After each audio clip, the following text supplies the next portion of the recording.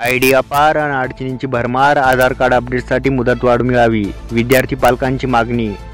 परदेशातील निर्यात बंदीमुळे कापूस कवडीमोल, बळीराजाच्या चिंतेत भर. तुर्तास भाववाढ नसल्याने घरीच साठवणीकडे शेतकऱ्यांचा कल.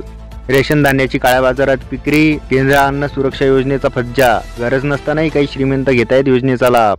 कोणतीही योजना बंद करणार नाही, विकास कामेही थांबणार नाही. उपमुख्यमंत्री शिंदे यांची ग्वाही. विरोधकांवरही टीका.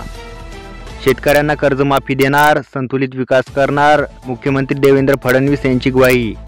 सरकारने जनतेच्या तोंडाला पाणी पुसली. विदर्भ मराठवाड्याच्या प्रश्नावर अधिवेशनात चर्चा नाही, नाना पटोले. मुंबई महानगरपालिकेवर सत्ता मिळवावीच लागेल, खासदार संजय राऊत यांनी व्यक्त केला विश्वास. महावितरणाच्या प्रीपेड वीज मीटरला शेतकरी संघटनेचा विरोध. निर्णय मागे न घेतल्यास आंदोलनाचा इशारा. राज्यात 6,56,000 शेतकरी कर्जमुक्तीपासून वंचित. नितीन देशमुख यांनी केली सरकारची पोलखोल. बालविवाहाला उपस्थित राहाल तर कोठडीत जाल. बालविवाद, घरच्यांसोबत वऱ्हाड्यांवरही कारवाई. राज्य मंत्रिमंडळाचे बहुप्रतीक्षित खातेवाटप जाहीर. फडणवीसांकडे गृह, पवारांना अर्थ, तर शिंदेंकडे नगरविकास खातं.